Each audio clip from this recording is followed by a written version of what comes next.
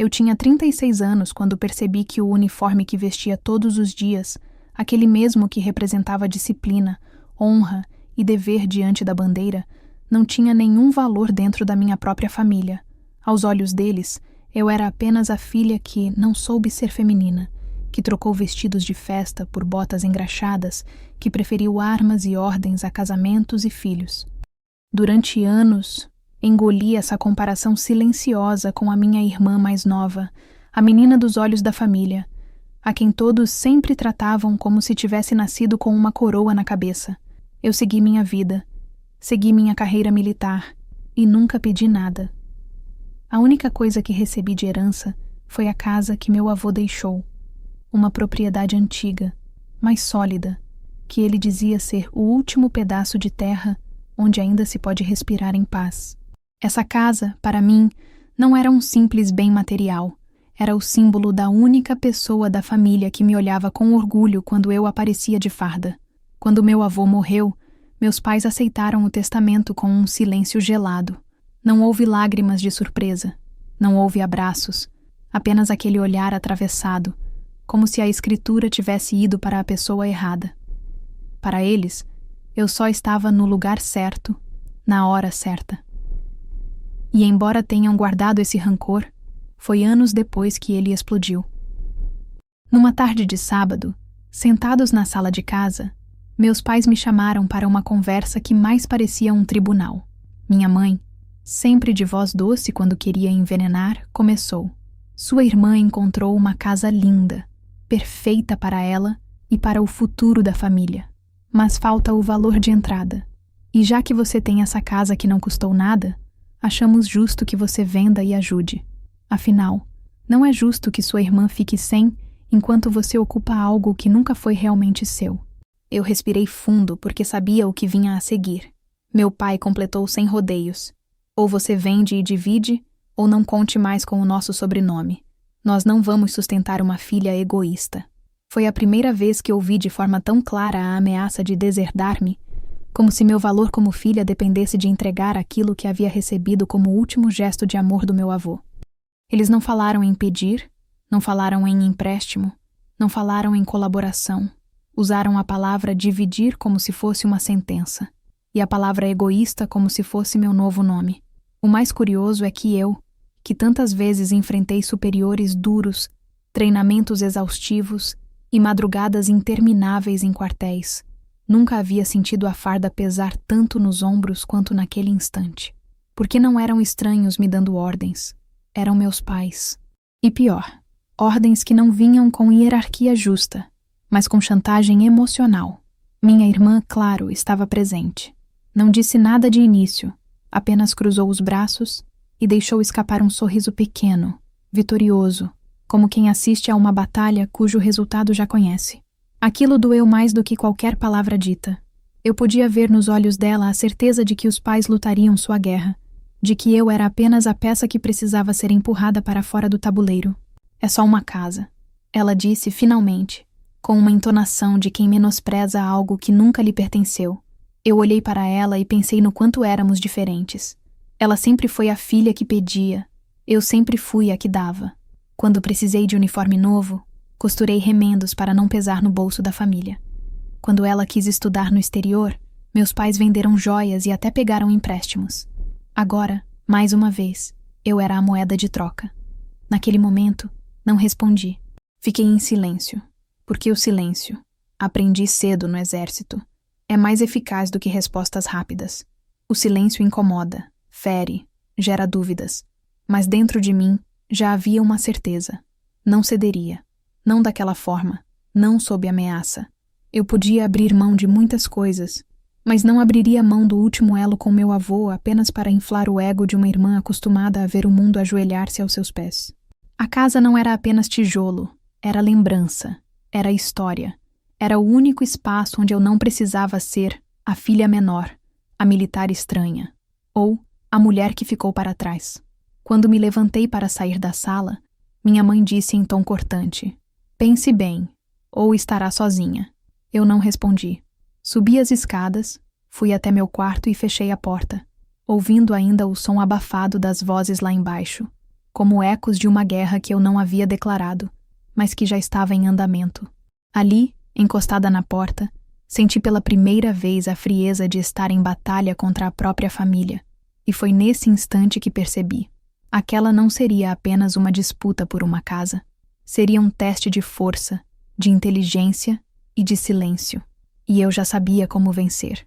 Nos dias que se seguiram àquela conversa na sala, percebi que meus pais não tinham apenas lançado uma ameaça. Tinham declarado uma campanha contra mim, algo meticulosamente construído para me fazer acreditar que eu realmente devia alguma coisa à minha irmã.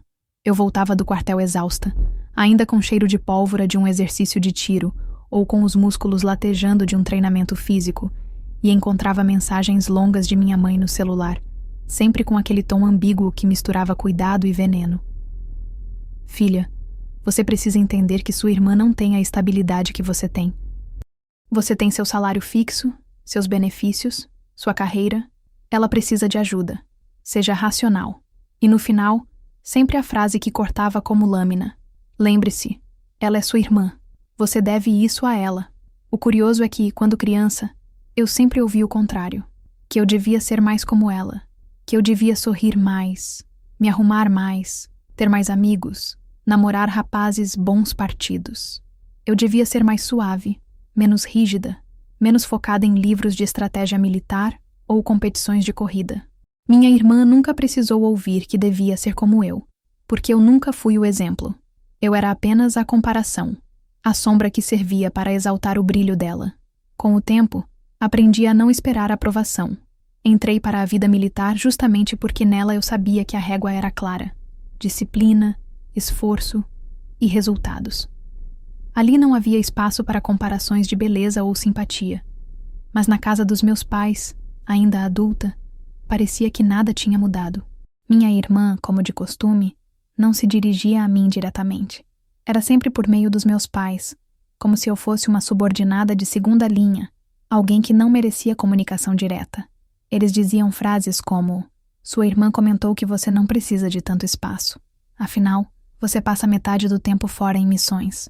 Ou ainda, ela disse que seria justo, já que você não tem filhos para deixar a casa depois. Ela precisa mais do que você. Essas palavras não vinham dela, mas soavam como sua voz. E cada vez que eram repetidas, mais eu entendia a manipulação em curso. A pressão aumentava de formas sutis e agressivas. No almoço de família, um primo comentou que tinha ouvido meus pais falarem que eu estava sendo intransigente. Você tem uma casa que caiu no colo, e mesmo assim não ajuda sua irmã. É estranho, não acha? Eu sorri de volta, como aprendi a fazer em situações de cerco. Deixar o inimigo falar, observar, não gastar munição, mas por dentro, algo se remexia. Era como se minha vida inteira tivesse sido treinada para batalhas fora de casa, e de repente, a verdadeira guerra fosse ali, na sala de jantar, contra aqueles que deviam ser minha retaguarda. O que meus pais não entendiam é que eu sabia o valor do que estava em jogo. Não apenas o valor de mercado da casa, mas o valor simbólico. Meu avô, que servira como praça simples e nunca chegou a oficial, tinha encontrado dignidade naquela propriedade. Era o refúgio dele, o lugar onde me contava histórias de marchas, de acampamentos improvisados, de noites em que só o silêncio e o céu estrelado mantinham a sanidade. Ele dizia que naquela casa havia mais do que tijolos. Havia a memória de que mesmo quem não nasceu com privilégios pode deixar um legado. Essa casa foi deixada para mim porque ele sabia que eu cuidaria dela. Não como bem material, mas como trincheira de lembrança. Vender para financiar o capricho de minha irmã seria cuspir nesse legado. Mas isso, claro, não tinha valor algum para meus pais. Para eles, o argumento era outro. Eu não precisava tanto quanto minha irmã. Eles usavam a palavra necessidade como arma. Você tem salário fixo, estabilidade, carreira. Eu ouvia isso e lembrava das noites em que dormia em camas improvisadas durante exercícios de campo, dos aniversários que perdi, dos finais de ano que passei fardada em bases afastadas, da vida pessoal que sacrifiquei. Essa era minha estabilidade. Era feita de ausências, de disciplina, de dor no corpo e silêncio na alma. Minha irmã, por outro lado, nunca trabalhou mais de 1 ano seguido em lugar algum. Sempre havia um drama, uma demissão, um namorado que pagava as contas, uma oportunidade que não era justa, e ainda assim, ela era a que precisava mais. Eu não reagia de imediato porque sabia que toda reação seria usada contra mim. Se eu gritasse, diria que era prova de que eu era desequilibrada. Se eu recusasse frontalmente, diriam que era egoísmo. Então escolhi a arma mais eficiente que um militar pode ter em batalha psicológica: o silêncio estratégico. Enquanto eles falavam, eu observava. Enquanto eles tentavam me convencer, eu guardava mentalmente cada palavra, cada frase que poderia um dia virar prova. Aprendi cedo que quando você está diante de inimigos que usam emoção como munição, o pior erro é dar a eles mais combustível. O mais cruel, porém, foi perceber como essa pressão não se limitava ao círculo familiar. Minhas tias começaram a me ligar, algumas fingindo preocupação, outras usando o tom acusatório. Filha, não custa nada ajudar. Você não quer ver sua irmã feliz? Ela vai formar família, vai ter filhos. Você não quer ser tia orgulhosa? Ou ainda, você com esse jeito frio nunca vai entender o valor de um lar de verdade. Essas frases batiam forte, porque vinham de mulheres que, no passado, diziam orgulhar-se de mim quando aparecia em cerimônias militares. Bastou uma herança para que todo o orgulho se transformasse em cobrança. No fundo, eu sabia que aquilo não era apenas sobre a casa, era sobre controle. Meus pais queriam reafirmar que, mesmo adulta, mesmo militar, mesmo independente, eu ainda era a filha que devia obediência. Minha irmã queria confirmar o papel de rainha da família, aquela para quem tudo converge, e eu era a peça que precisava ceder para manter a ordem. O problema é que, diferente do que imaginavam, eu não me dobrava mais. Eu não era a mesma garota que chorava em silêncio quando ouvia comparações.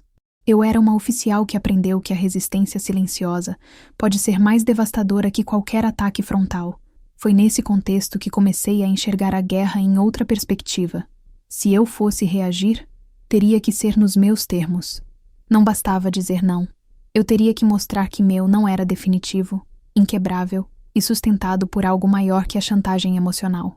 A cada mensagem de minha mãe, a cada olhar atravessado de meu pai, a cada sorriso de vitória da minha irmã, eu reafirmava internamente: vocês não vão me quebrar.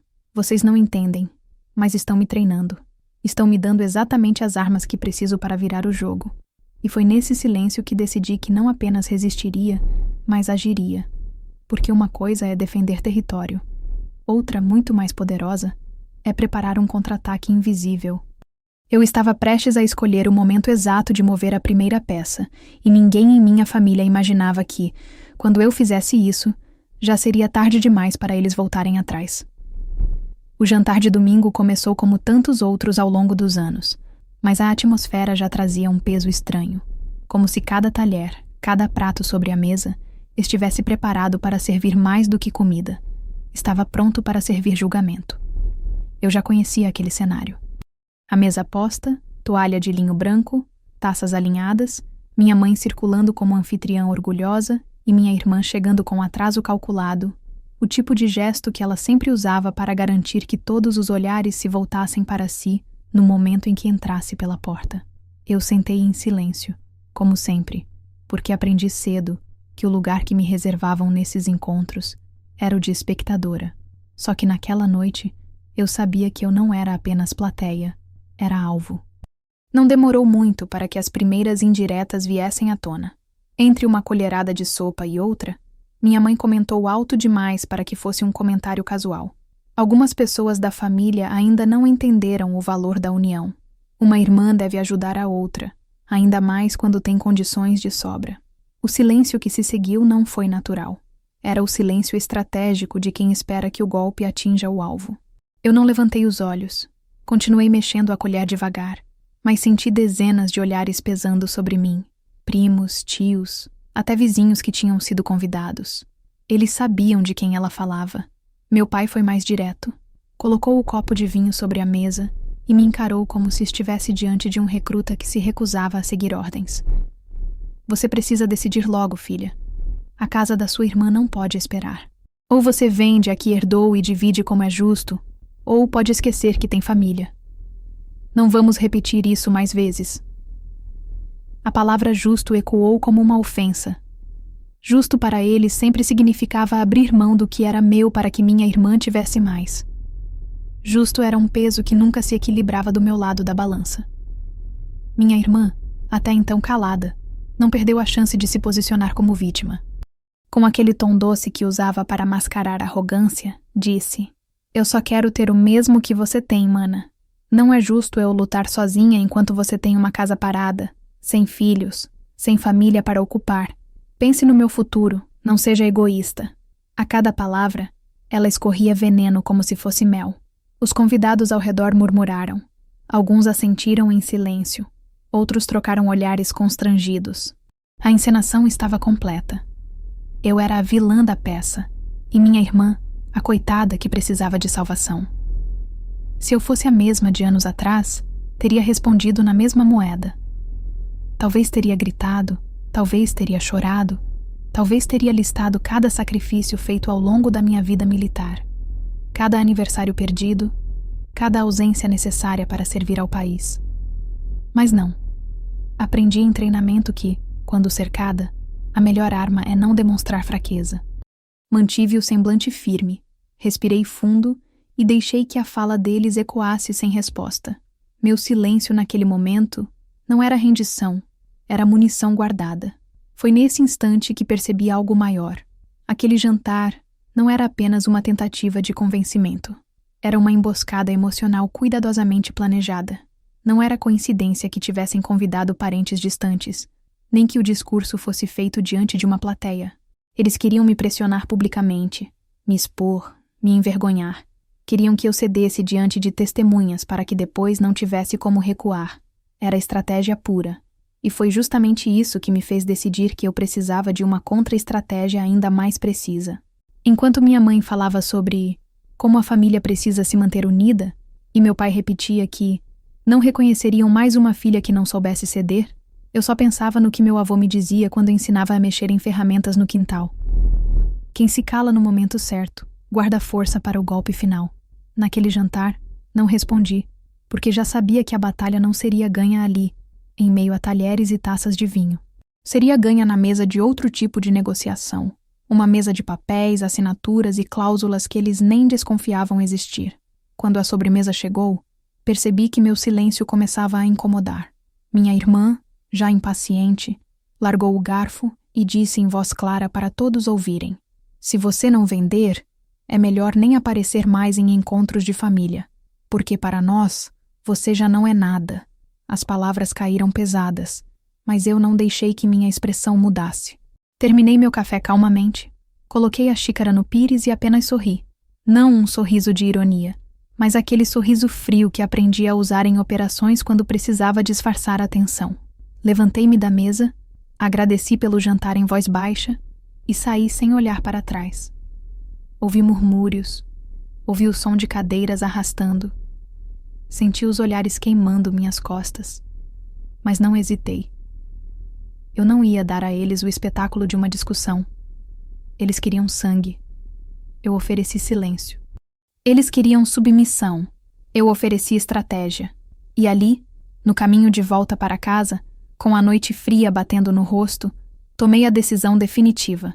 Se minha família queria transformar a casa em campo de batalha, eu escolheria as armas. Eles me achavam frágil por não ter gritado, mas não sabiam que o silêncio pode ser mais cortante do que qualquer palavra.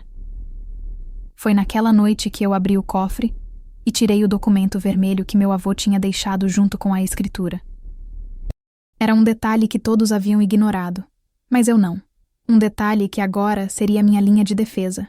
Enquanto eles brindavam suas próprias palavras de vitória, eu já segurava em mãos a peça que mudaria completamente o jogo. Naquela noite, quando cheguei em casa depois do jantar, ainda com o gosto amargo das palavras da minha irmã ecoando dentro de mim, fui direto ao quarto. Não liguei a televisão, não preparei chá, não tentei me distrair. Apenas caminhei até o armário de metal que ficava encostado na parede, retirei a chave do bolso interno da bolsa e abri o cofre que guardava meus documentos mais importantes. Lá dentro, entre medalhas militares que pouco significavam para minha família e pastas de relatórios antigos, estava o que eu buscava. Uma pasta de couro vermelho, marcada pelo tempo que meu avô havia me entregado pouco antes de morrer. Lembro-me bem do dia em que ele colocou aquela pasta em minhas mãos. Era uma tarde silenciosa. O sol batia fraco sobre o quintal da casa, e ele, já cansado e com as mãos trêmulas, me olhou com a firmeza de quem ainda carregava dentro de si o espírito de soldado. Essa casa vai ser sua, e só sua. Mas mais do que isso, menina, aqui dentro estão as provas de que ninguém pode tirá-la de você. Leia, entenda, memorize, eles vão tentar.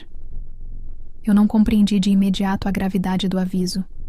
Para mim, era apenas o afeto de um avô que sempre me viu diferente do resto da família. Agora, anos depois, cada palavra dele soava como uma profecia. Abri a pasta com cuidado, como quem abre um cofre dentro de outro. O cheiro de papel envelhecido tomou o ar. Havia ali a escritura original da casa, testamento registrado em cartório, correspondências trocadas entre advogados e até recibos antigos que meu avô havia guardado como prova de que a propriedade estava livre de dívidas. Mas o que me chamou a atenção foi uma cláusula em especial, destacada com marcador azul. A casa não poderia ser transferida sem o consentimento direto do herdeiro designado, e qualquer tentativa de venda forçada por terceiros seria considerada nula. Em outras palavras, meus pais podiam gritar, pressionar, ameaçar, mas legalmente não tinham poder algum sobre aquela propriedade. Sentei-me na beira da cama, com os documentos espalhados diante de mim, e pela primeira vez em semanas, senti algo parecido com alívio. Não era alegria, não era triunfo, apenas a certeza fria de que eu não estava desarmada. Eu não precisava implorar, não precisava convencer ninguém. Eu tinha em mãos o escudo e a espada. Minha família me via como frágil, como alguém que deveria se curvar diante das exigências. O que eles não sabiam é que a disciplina militar me ensinou a preparar terreno antes da batalha. Eu não improvisava, eu não reagia, eu planejava. Passei horas lendo cada detalhe da pasta, sublinhando pontos, fazendo anotações à margem, como se fosse um manual de operações. Aquela não era uma simples escritura, era um dossiê. Meu avô havia sido minucioso, quase obsessivo, em garantir que ninguém pudesse contestar sua decisão. E ainda assim, eu sabia que diante da ganância, meus pais e minha irmã não recuariam só porque a lei estava do meu lado. Eles não queriam justiça, queriam domínio. A lei não os impediria de tentar me quebrar, mas seria minha linha de defesa se a guerra chegasse aos tribunais. Naquele instante, a lembrança das palavras ditas no jantar ganhou outro sabor. Quando minha mãe me chamou de egoísta, quando meu pai falou em deserdar, quando minha irmã me acusou de não pensar no futuro dela, todos acreditavam que tinham poder. Todos pensavam que bastava pressão para me forçar a assinar papéis. Mal sabiam que meu avô já havia previsto cada um desses movimentos. E eu, em silêncio, estava pronta para usar o presente que ele me deixara como contra-ataque. Enquanto folheava os documentos, notei também cartas manuscritas que meu avô havia escrito ao advogado. Em uma delas, ele dizia: "Escolhi deixá-la para minha neta, porque nela vejo disciplina, vejo futuro. Sei que os outros não aceitarão, mas ela saberá resistir." Li aquelas linhas em voz baixa e senti os olhos marejarem não de tristeza, mas de reconhecimento. Eu não estava sozinha naquela luta. Ele me conhecia, sabia que eu enfrentaria o peso de ser a filha que nunca foi a favorita, a irmã que sempre esteve em segundo plano. E mesmo assim, confiou que eu teria a força de carregar a herança não apenas como um bem, mas como um dever. Fechei a pasta, mas não a devolvi ao cofre. Coloquei-a dentro de minha mochila de serviço, ao lado do coldre vazio e da agenda de anotações. Ali, estaria sempre comigo, como uma arma invisível pronta para ser usada. Eu sabia que não bastava ter razão, era preciso estar preparada para quando o próximo ataque viesse. E ele viria, mais cedo do que eu imaginava. Naquela noite, deitei na cama sem sono. Fiquei olhando para o teto, lembrando de cada missão em que precisei manter a calma enquanto esperava a hora certa de agir. Era a mesma sensação agora. Eu não podia desperdiçar energia com respostas impulsivas. A vitória não seria no grito, seria no movimento silencioso que desmonta toda a estratégia do inimigo. E ao pensar nisso, uma ideia começou a se formar, clara e inabalável. Se minha família queria a venda da casa, então que tivesse à venda. Mas não nos termos deles, nos meus. Quando o relógio marcou 3 da manhã, eu já tinha decidido. Venderia sim, mas venderia para alguém que eles nunca ousariam enfrentar. O documento vermelho seria meu escudo, mas a decisão silenciosa que nascia em minha mente seria a espada. Eles ainda achavam que estavam me empurrando para fora, quando, na verdade, eu já os conduzia para a armadilha que nem sequer enxergavam. O dia seguinte amanheceu pesado, como se o céu também carregasse em nuvens a tensão que me envolvia. Vesti o uniforme, prendi o cabelo com a mesma precisão de sempre e segui para o quartel. Mas dentro de mim, a mente já não estava nos relatórios ou no treinamento agendado. Eu repetia como um mantra silencioso a frase que havia decidido na madrugada. Se era para vender, seria nos meus termos. Essa ideia, tão clara, me dava uma calma que não sentia há semanas. Não era resignação, era estratégia. Eu sabia que não poderia impedir minha família de tentar me arrancar o que era meu, mas poderia escolher como usar essa pressão a meu favor. Durante o café da manhã, no refeitório, reparei na naturalidade com que todos os meus colegas cumpriam suas rotinas, sem imaginar que eu travava uma guerra particular fora das paredes militares. Havia algo quase irônico nisso. Enfrentei simulações de combate, provas físicas, vigílias intermináveis, mas nenhuma me preparara para a artilharia emocional que meus pais e minha irmã haviam escolhido como arma. E ainda assim, o mesmo rigor que aprendi na carreira me servia agora. Eu sabia que em qualquer operação, antes de atacar, é preciso avaliar o terreno, estudar a posição do inimigo e garantir que o plano esteja blindado contra imprevistos. Foi exatamente isso que comecei a fazer. Na pausa do almoço, sentei sozinha em uma das mesas afastadas. Tirei discretamente meu celular do bolso e abri a lista de contatos. Havia nomes ali que nunca usei fora do trabalho. Pessoas que me deviam favores silenciosos ou que sabiam reconhecer quando uma farda não era apenas tecido, mas também símbolo de confiança. Entre eles, estava o de um corretor ligado a militares, alguém que já havia ajudado colegas a negociar imóveis em condições seguras e discretas. Salvei o número em outra agenda, longe do alcance de olhares curiosos, e anotei em minha mente que à noite, quando o silêncio fosse maior, eu faria a ligação. Enquanto isso, em casa, as pressões não cessavam. Mensagens de minha mãe chegavam em horários variados, algumas cheias de apelos sentimentais, outras carregadas de ultimatos. Se você ama sua família, vai entender que sua irmã precisa mais. Você sempre foi fria, mas não esperávamos que fosse cruel. Se não fizer isso, não espere que estejamos ao seu lado em nada. Eu lia cada uma, e em vez de sentir dor, sentia uma confirmação. Estavam desesperados. Era como um inimigo que dispara balas em todas as direções, porque já não tem munição precisa. Eles não sabiam, mas a cada ataque eu me tornava mais firme em meu plano. À noite, trancada no meu quarto, liguei para o corretor. A voz do outro lado era grave, direta, sem rodeios. Capitã, em que posso ajudar? Não precisei de muitas palavras. Expliquei a situação em linhas gerais, deixando claro que não queria apenas vender, mas sim garantir que a casa fosse transferida para alguém que compreendesse seu valor e que, de quebra, fosse capaz de lidar com as consequências quando minha família descobrisse. Do outro lado, silêncio breve. Em seguida, a resposta que eu esperava. Já tenho um nome em mente. Um homem de confiança, que entende de lealdade. Mas preciso confirmar se ele está interessado. Pedi discrição absoluta. Ele apenas respondeu: "A senhora me conhece. Missão dada é missão cumprida." Desliguei o telefone e fiquei olhando para a parede por longos minutos. O coração batia forte, não pelo medo, mas pela sensação de que a operação estava em curso. Eu tinha dado o primeiro passo, e agora não havia volta. A diferença entre agir por impulso e agir com estratégia é justamente essa. A clareza de que cada movimento tem consequência calculada. Eu não estava apenas protegendo uma casa. Estava protegendo a memória de meu avô, minha própria dignidade e, acima de tudo, a certeza de que não era mais uma peça descartável no tabuleiro de minha família. Os dias seguintes foram de espera silenciosa, como em qualquer operação em que a paciência é arma vital. Continuei indo ao quartel, cumprindo minhas funções, respondendo ordens, mas por dentro, a cada toque de celular meu corpo se preparava como se fosse o som de um alarme de emergência. Até que a ligação veio.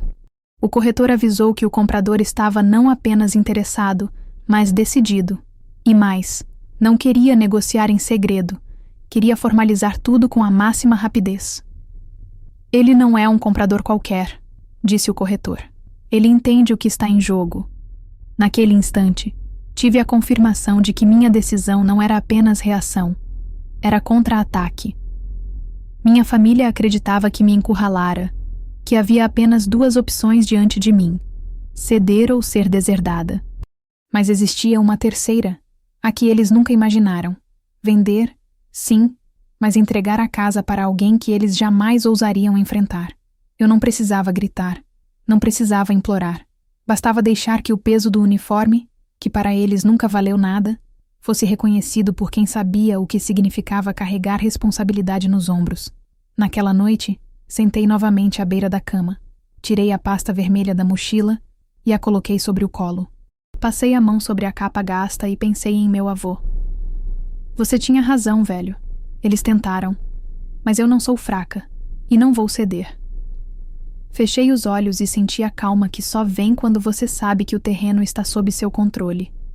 Eu ainda não sabia como meus pais reagiriam, ainda não imaginava as palavras que usariam quando descobrissem. Mas uma coisa eu sabia. No momento em que a porta daquela casa fosse aberta pelo novo dono, a batalha mudaria de mãos. E eu estava pronta para assistir em silêncio quando isso acontecesse. O corretor me ligou em uma manhã cinzenta de terça-feira, quando eu ainda estava no quartel revisando relatórios de uma operação conjunta. Atendi no mesmo tom de sempre, controlado, como se fosse apenas mais um chamado de rotina. Mas a voz dele tinha um peso diferente. Capitã, encontrei o comprador. Ele é alguém que a senhora conhece bem. Meu corpo inteiro reagiu antes mesmo de ouvir o nome. Não era medo, era o reconhecimento de que aquela peça do jogo estava prestes a se mover. É o comandante Azevedo, completou. Naquele instante, tudo pareceu fazer sentido. Azevedo havia sido meu superior direto em missões delicadas, um homem de poucas palavras e muitos princípios. Não era apenas um oficial respeitado, era alguém que entendia o valor da honra, alguém que não se curvava a pressões externas. Eu lembrava das vezes em que em campo ele dizia: a guerra não se vence com o disparo mais rápido, mas com o passo mais firme. Agora, ele estava prestes a dar esse passo comigo. Nos encontramos em uma cafeteria discreta, longe de olhares familiares. Ele chegou fardado, como se quisesse deixar claro que não havia separação entre o homem e o oficial. Sentei-me diante dele e coloquei a pasta vermelha sobre a mesa. Ele não precisou abrir para entender. Seu avô me falou dessa casa mais de uma vez, disse calmamente, mexendo o café sem açúcar. Ele queria que ela permanecesse sob proteção de quem entendesse o que é lealdade. Suas palavras não eram de cortesia, eram de confirmação. Eu não estava apenas vendendo um imóvel, estava entregando-o a alguém que respeitava sua essência. Expliquei os detalhes, mostrei os documentos, deixei claro que minha família tentaria contestar, manipular, talvez até expor a situação publicamente. Ele apenas sorriu de canto. Capitã, já enfrentamos coisas piores. Uma família descontrolada não me assusta. Havia firmeza naquela resposta, a mesma que eu já tinha visto quando ele liderava tropas em terrenos hostis. Ali, percebi que não apenas estava protegida, estava contra-atacando com a força de alguém que minha família nunca ousaria desafiar. Assinamos os papéis em cartório 3 dias depois. O processo foi rápido, direto, quase frio. Eu me mantive em silêncio durante cada assinatura, sentindo a caneta deslizar como se fosse a ponta de uma baioneta riscando a vitória. Quando a última folha foi carimbada, respirei fundo e senti uma estranha serenidade. Eu não precisava anunciar nada. A venda estava concluída. A casa agora tinha novo dono. Nos dias seguintes, continuei minha rotina normalmente. Treinos, relatórios, instruções. Meus pais, no entanto, não pararam de pressionar. Minha mãe ligava em horários aleatórios, perguntando se eu já tinha tomado uma decisão. Meu pai enviava mensagens secas. Não prolongue isso, entregue logo. Minha irmã, em sua típica teatralidade, postou em redes sociais uma foto em frente à futura casa dos sonhos dizendo: gratidão pela família que sempre se apoia. Eu li, guardei silêncio e pensei no quanto a verdade seria devastadora quando a encenação desmoronasse. Não contei nada a ninguém. Nem a amigos, nem a colegas de farda, nem a conhecidos distantes. Guardar segredo fazia parte da estratégia. Eu sabia que a vitória só teria impacto se viesse acompanhada de surpresa. Era como uma emboscada bem preparada. Quanto mais o inimigo se sente seguro, mais devastador é o choque quando percebe que nunca teve o controle. Na semana seguinte recebi a confirmação final do corretor. Todos os trâmites estavam concluídos, e a posse já havia sido registrada em nome de Azevedo. Agora é oficial, ele disse. E com essa frase, algo dentro de mim se fechou como um círculo. Eu não era mais a filha acuada em jantares, nem a irmã tratada como peça descartável. Eu era a proprietária que escolhera o comprador. E mais importante, era a estrategista que havia transformado uma ameaça em oportunidade. Naquela noite, voltei até a casa pela última vez, antes de entregá-la oficialmente. Caminhei pelos cômodos silenciosos, toquei nas paredes, olhei pelas janelas. Não havia tristeza, apenas um reconhecimento sereno. Meu avô teria aprovado. Ele sabia que, em certas batalhas, é preciso abrir mão da trincheira para garantir a vitória da guerra. Ao sair, deixei as chaves em cima da mesa da sala, junto com uma cópia da carta manuscrita dele. Era meu jeito de unir passado e presente, de selar a transição com dignidade. Do lado de fora, o portão rangeu como sempre, mas dessa vez não parecia despedida, parecia um aviso. Em breve, meus pais e minha irmã atravessariam aquele mesmo portão com a arrogância de quem acredita já ter vencido. E seria nesse momento que o choque viria. Não porque eu gritasse, não porque eu apontasse o dedo, mas porque um homem fardado, respeitado, com anos de comando, estaria do outro lado da porta, pronto para olhar nos olhos deles e dizer com calma: esta casa não é mais de vocês. E eu sabia, com a clareza de quem aprendeu a calcular cada passo, que seria nesse instante que o jogo mudaria para sempre. O cartório ficava em uma rua estreita, onde o barulho de carros parecia abafado pelo peso dos prédios antigos. O sol entrava pelas vidraças com uma luz amarelada, e o ar-condicionado mal disfarçava o cheiro de papel, tinta de carimbo e café frio. Entrei cedo, farda civil, postura reta, como quem se apresenta para uma cerimônia. Mas não era cerimônia, era guerra em silêncio. A caneta que eu segurava no bolso parecia mais pesada do que qualquer arma que já empunhei, porque com ela eu não assinaria apenas papéis. Eu assinaria o fim de um teatro que meus pais acreditavam dirigir. O comandante Azevedo já estava lá, sentado com a calma de quem aprendeu a esperar o tempo certo para atacar. Cumprimentou-me com um aceno firme, e não precisou dizer nada além de: vamos encerrar isso. Colocamos os documentos sobre a mesa. O tabelião, alheio à dimensão emocional daquilo, lia cláusulas em tom monótono, passando páginas como se fossem apenas transações comuns. Para ele, era só mais uma venda. Para mim, era o fim de uma chantagem. Assinei cada folha devagar, sem pressa, sentindo a ponta da caneta deslizar como se fosse uma lâmina cortando as amarras que minha família tentara colocar em mim. Não havia tremor na mão, não havia hesitação. Cada assinatura era uma resposta muda a todas as vezes que me chamaram de egoísta, de fria, de filha ingrata. O silêncio era meu escudo, e a calma era minha forma de combate. Quando o último carimbo bateu sobre a escritura, senti um peso sair do peito. A casa não era mais um campo de disputa. A batalha estava encerrada antes mesmo de começar para eles. Na saída, o comandante me acompanhou até a porta. Ele não era homem de discursos, mas disse algo que ficou gravado em mim. O silêncio é a arma dos que sabem vencer sem gastar pólvora. Sorri, agradeci e segui meu caminho. Não havia nada mais a fazer. A vitória já estava garantida, mesmo que minha família ainda não soubesse. Nos dias seguintes, continuei a rotina como se nada tivesse acontecido. Minha mãe insistia em mensagens longas, cobrando prazos, pedindo datas. Meu pai ligava e desligava antes que eu atendesse, como se isso fosse uma forma de pressão. Minha irmã postava fotos de decorações de interiores, escrevendo legendas como sonhos que estão prestes a se tornar realidade. Eu lia tudo em silêncio. Não confrontei, não desmenti, não alimentei, porque sabia que a verdade não precisa de anúncio. Ela chega sozinha, com o peso de uma porta fechada na cara de quem acreditava já estar dentro. Guardei todas as cópias em pastas diferentes, como aprendi a fazer com relatórios confidenciais. Uma comigo, outra com o advogado, outra com o comandante. Cada detalhe estava blindado, pronto para resistir a qualquer contestação.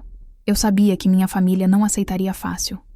Eles gritariam, chorariam, acusariam. Mas não importava. Eu não precisava provar nada. O cartório, os carimbos e a assinatura já haviam feito isso por mim. Numa noite, enquanto organizava papéis sobre a escrivaninha, pensei no contraste entre o que eu tinha vivido no quartel e o que vivia agora. No exército, aprendi que vitórias nunca são limpas.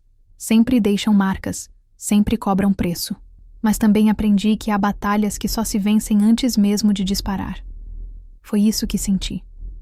Que havia vencido ao escolher o silêncio, ao não me deixar arrastar pelo teatro emocional que minha família armara. Enquanto isso, eles seguiam convictos de que ainda tinham controle. Minha irmã falava em visitas com o corretor. Meus pais comentavam em voz alta que logo formalizariam a compra. Eles não sabiam que caminhavam para uma cena já montada, onde eu não seria a protagonista gritando, mas sim a sombra que observa a derrota do inimigo sem precisar mover um dedo. Foi nesse período que percebi algo profundo. O poder não estava em ter a casa, nem em vendê-la. O poder estava em escolher a quem entregá-la, em mostrar que, mesmo sozinha, eu decidia meu destino. Essa consciência era o verdadeiro legado do meu avô. Não os tijolos, não o terreno, mas a coragem de resistir às pressões e manter a dignidade. O dia da assinatura terminou sem aplausos, sem brados, sem lágrimas. Mas para mim foi como atravessar uma fronteira invisível. Eu deixava para trás a posição de filha acuada e assumia a de estrategista. Minha família ainda não sabia, mas quando atravessassem o portão da casa com seu corretor, não encontrariam o palco que imaginaram. Encontrariam a parede dura da realidade, erguida pelo meu silêncio. E eu, finalmente, poderia assistir à cena não com raiva, mas com a calma de quem aprendeu que certas vitórias não se medem em gritos, mas no som seco de uma caneta assinando papéis. Era um sábado de manhã quando recebi a mensagem curta da minha mãe. Hoje vamos resolver tudo. Sua irmã já está com o corretor. Passaremos aí às 3. Não havia pedido. Não havia convite. Era uma ordem, seca e definitiva, como se eu fosse apenas a secretária da transação deles. Li as palavras em silêncio e senti uma calma estranha percorrer meu corpo. Eles acreditavam que estavam no controle, mas eu já tinha movido todas as peças do tabuleiro. Sorri sozinha, não porque fosse engraçado, mas porque havia algo de quase irônico em vê-los caminhar confiantes para uma armadilha que eles mesmos tinham cavado. Às 3 em ponto, como combinado, vi pela janela da sala de estar a chegada triunfal. Minha irmã saiu do carro primeiro, de óculos escuros grandes demais para o rosto, com aquele ar de quem acreditava estar entrando no futuro que lhe era de direito. Atrás dela, meus pais, vestidos como se fossem a realeza prestes a assinar um tratado. E por último, um homem de blazer claro, pasta preta na mão, o corretor que eles tinham contratado para dar legitimidade à cena. Caminhavam pelo portão como se já fossem donos, sem imaginar que cada passo os levava direto ao choque. Do lado de dentro, não era mais eu quem esperava por eles. Era o comandante Azevedo, sentado na poltrona do meu avô, posição escolhida não por acaso. Ele sabia que presença é arma, que silêncio pesa mais que discursos. Quando a campainha tocou, eu não me movi para abrir. Foi o comandante quem se levantou com calma, caminhou até a porta e girou a maçaneta como se fosse sua própria casa, porque agora era. A cena que se seguiu ficou gravada em minha memória como uma fotografia perfeita. Minha mãe abriu um sorriso que durou menos de 1 segundo. Assim que seus olhos pousaram na figura fardada diante dela, o sorriso congelou. Meu pai, por um instante, pareceu não compreender. Minha irmã, no entanto, entendeu imediatamente. Vi nos olhos dela o momento exato em que a confiança se despedaçou. O corretor, confuso, olhou para os lados, tentando entender a presença daquele homem que não constava em nenhum de seus papéis. Boa tarde, disse Azevedo, em tom baixo, firme, como só ele sabia falar. Em que posso ajudá-los? Minha mãe foi a primeira a recuperar a fala, com voz trêmula, mas ainda tentando manter o ar de autoridade. Viemos tratar da venda da casa da nossa filha. Ele não se moveu, não ergueu a voz. Apenas respondeu: essa propriedade não pertence mais à sua filha. Está em meu nome, registrado em cartório. Posso mostrar os documentos, se desejarem. O silêncio que se instalou pesava mais do que qualquer grito. Minha irmã foi a primeira a quebrá-lo, avançando um passo, a voz estridente escapando sem controle. Isso é impossível! Essa casa é nossa! Foi prometida! O comandante apenas ergueu uma pasta que estava sobre a mesa da sala, abriu na página certa e mostrou a escritura com um novo registro. Está aqui. Posse transferida, registros oficiais. Se houver dúvidas, contestem judicialmente. Até lá, esta é minha residência. Foi nesse instante que o teatro da ganância desmoronou. Minha mãe, antes elegante e controlada, começou a gritar, acusando-me de traição, como se eu fosse culpada por não obedecer. Meu pai, com o rosto vermelho, apontava o dedo, dizendo que eu havia envergonhado a família. Minha irmã chorava, mas não de tristeza. Chorava de raiva, como uma criança que perde um brinquedo que acreditava já estar em suas mãos. O corretor, coitado, tentava acalmar, dizendo que talvez houvesse algum engano, que poderiam revisar os termos, mas ninguém o ouvia. Eu assistia à cena à distância, em silêncio, encostada na parede do corredor, invisível para eles. Não precisei intervir. O comandante fazia por mim o que nenhuma palavra minha teria força para fazer. Mostrar que não havia mais volta.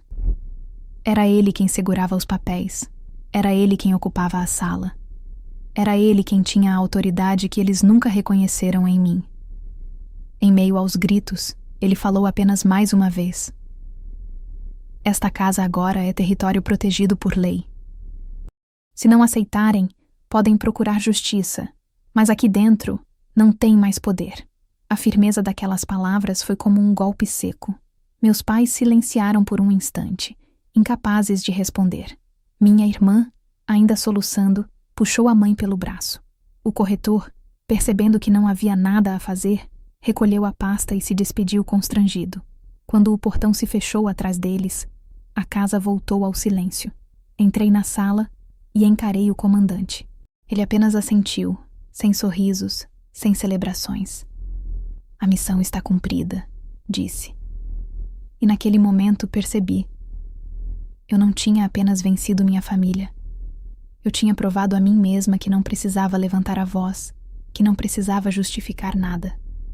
Bastava escolher meus aliados certos e agir no momento exato. O teatro da ganância havia terminado. E eu, no meu silêncio, era a única espectadora que saía vitoriosa daquela cena. Na manhã seguinte ao confronto, acordei com uma serenidade estranha. Não era alívio, nem euforia, apenas a certeza de que uma fronteira havia sido atravessada. Meus pais não tinham mais como fingir que a casa era deles. Não tinham mais como me pressionar com ameaças de deserdação. Eles haviam olhado nos olhos do novo dono e escutado, em tom calmo e firme, a frase que nunca esperavam ouvir. Essa propriedade agora é minha. Ainda assim, eu sabia que não seria o fim.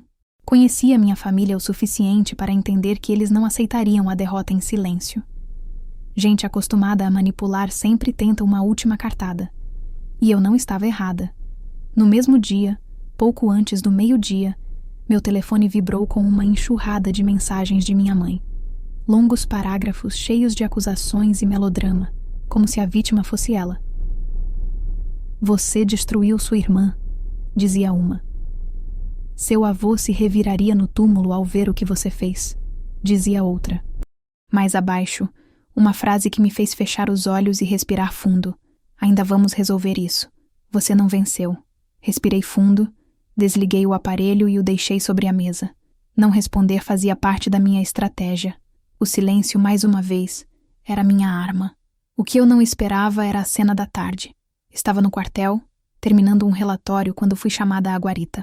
O soldado de plantão avisou que havia uma movimentação estranha em frente à minha antiga casa, agora sob posse de Azevedo.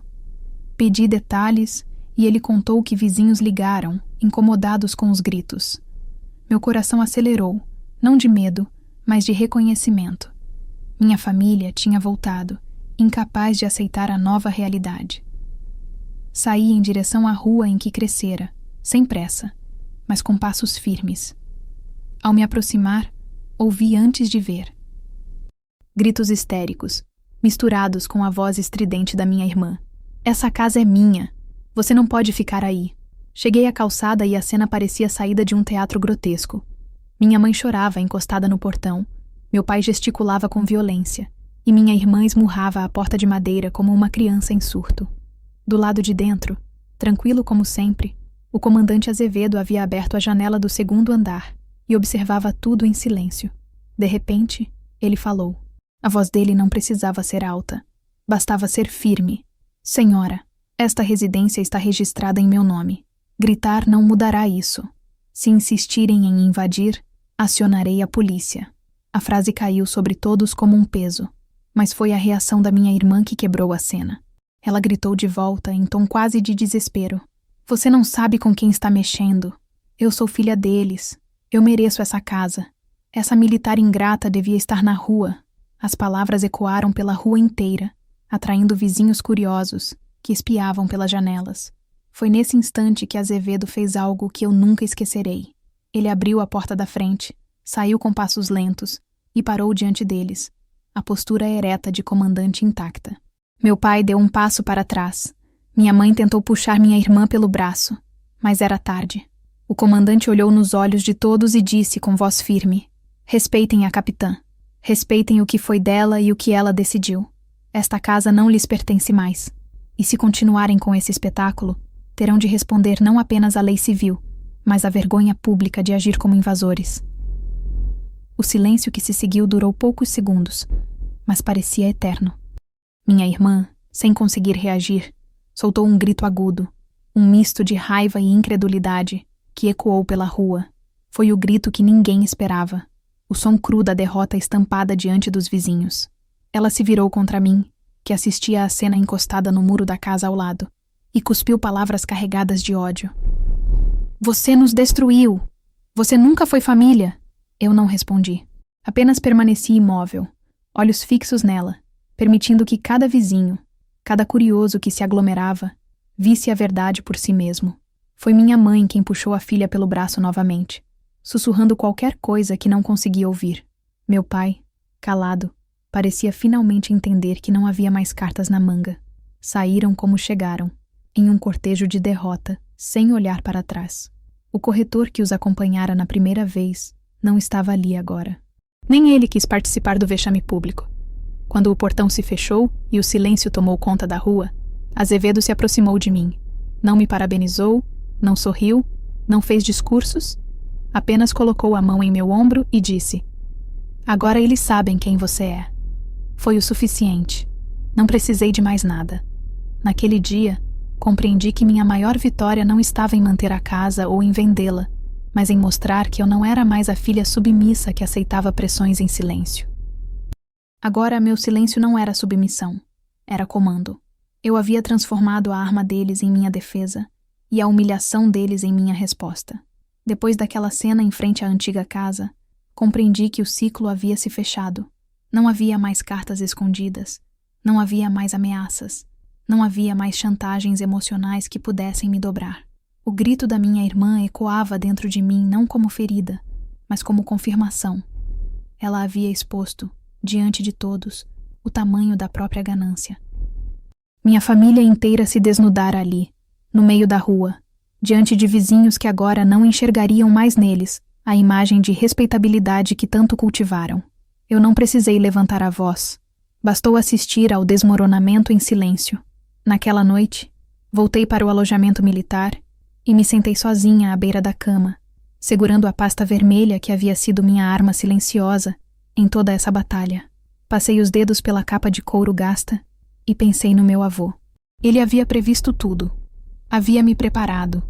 Havia confiado em mim para proteger não apenas uma propriedade, mas a dignidade de quem não se curva diante da pressão. Senti pela primeira vez em semanas uma paz profunda. Eu não tinha apenas vencido meus pais e minha irmã. Eu tinha vencido a mim mesma, a sombra da dúvida que tantas vezes me fez questionar se eu era realmente forte o suficiente. No quartel, a vida seguiu com a mesma disciplina de sempre. Acordar cedo, treinar, cumprir ordens, revisar relatórios. Mas dentro de mim, algo tinha mudado. Eu não era mais a filha acuada em jantares de família.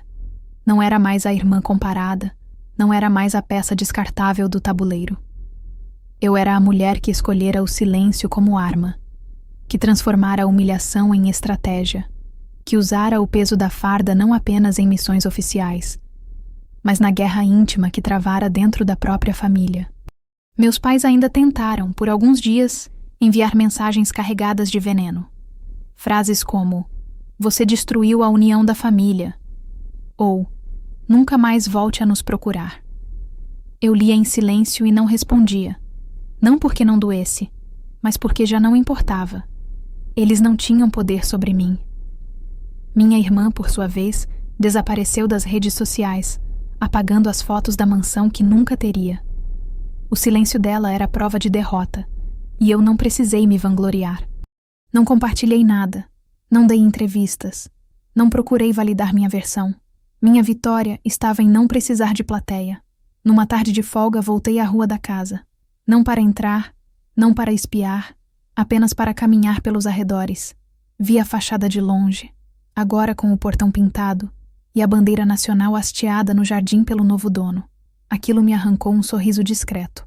A casa permanecia sob proteção, não como prêmio de vaidade, mas como território honrado. Meu avô teria aprovado.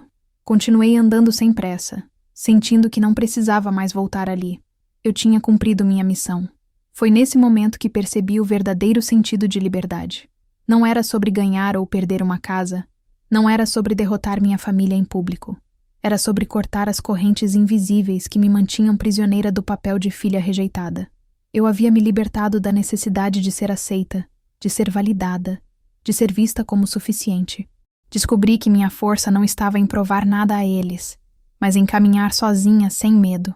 Com o tempo, comprei meu próprio apartamento em uma região próxima ao quartel. Pequeno, mas meu, decorado à minha maneira, com livros de estratégia nas estantes, medalhas guardadas em caixas e fotos que escolhi manter, não de família, mas de batalhas vencidas, de colegas que se tornaram irmãos de farda, de momentos em que fui reconhecida não por ser filha de alguém, mas por ser quem eu sou. Cada detalhe daquele espaço respirava liberdade. Às vezes, ainda lembro do grito da minha irmã, da fúria impotente de meus pais, da arrogância que se desfez diante de uma escritura assinada. Não sinto raiva, não sinto pena, sinto apenas distância. Eles escolheram o caminho da ganância. Eu escolhi o da honra. Eles me testaram, e eu mostrei que não seria dobrada. E se hoje caminho de cabeça erguida, é porque aprendi que não preciso de aplausos nem de reconhecimento familiar para saber quem sou. Na última página do meu diário, escrevi uma frase que agora carrego como lema: o silêncio não é ausência, é estratégia, é comando. Essa foi minha vitória final, não contra eles, mas contra tudo o que tentaram fazer de mim. Quando fecho os olhos e penso no futuro, não vejo rancor, vejo estrada, vejo missão, vejo a mulher que sou, filha de um avô que acreditou em mim, oficial que aprendeu a resistir, e ser humano que descobriu que dignidade não se negocia, nem mesmo em nome de sangue. E assim, silenciosamente, comecei meu recomeço, sem correntes, sem gritos, apenas com a calma de quem venceu a guerra mais difícil de todas, a guerra contra os próprios fantasmas.